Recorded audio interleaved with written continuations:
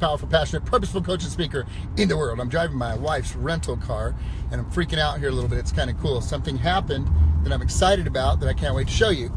Okay, so apparently the way that this bad boy works here is, and I found out the wrong way. All right, so when you're on the road like this, now I'm being very safe. I'm going super slow.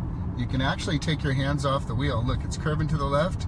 This sucker will actually start moving over to the right on its own.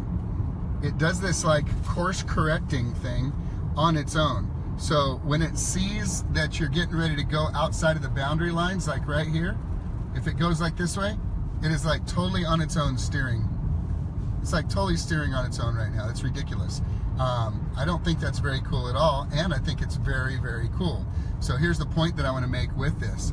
When it senses that you're going out of the boundary here, it just curves it back by itself. It's like just doing that by itself. By the way, this is the little side road by my house that I've driven down for 45 years. Well, not 45. Oh, Angela just gave me that dirty look. So what's the point that I'd like to make tonight? The point is very simple, and it's this. You know, the key with proverbs and principles and following the ways of the good Lord is that at some point in time it becomes habitual. So if you accidentally fall asleep at the wheel in your life, you're not going to be too far off and you're going to stay out of the ditch because, see, those principles become habit. In other words, when you make the decision in advance during peacetime, then when wartime shows up, the decision's already been made. When you live your life on principle rather than preference, then when the battle hits, you are prepared because the decision has been made ahead of time. Let me tell you what I'm talking about.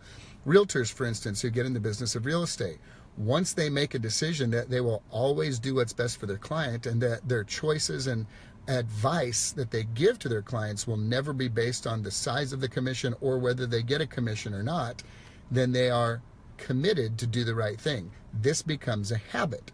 That way, future, something comes up, there's a situation that arises where a temptation could come up.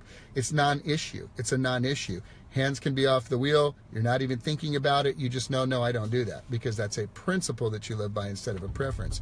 So when you follow those types of proverbs, those types of principles, and you make it a habit long enough, it's like an automatic steering wheel for your life. It just keeps you inside the lines. Now, ideally, your hands are on the wheel at all the time. But sometimes when life gets away from you, your hands can get off the wheel, your eyes can get off the road. It'll keep you from hitting the ditch. Have a great evening, guys.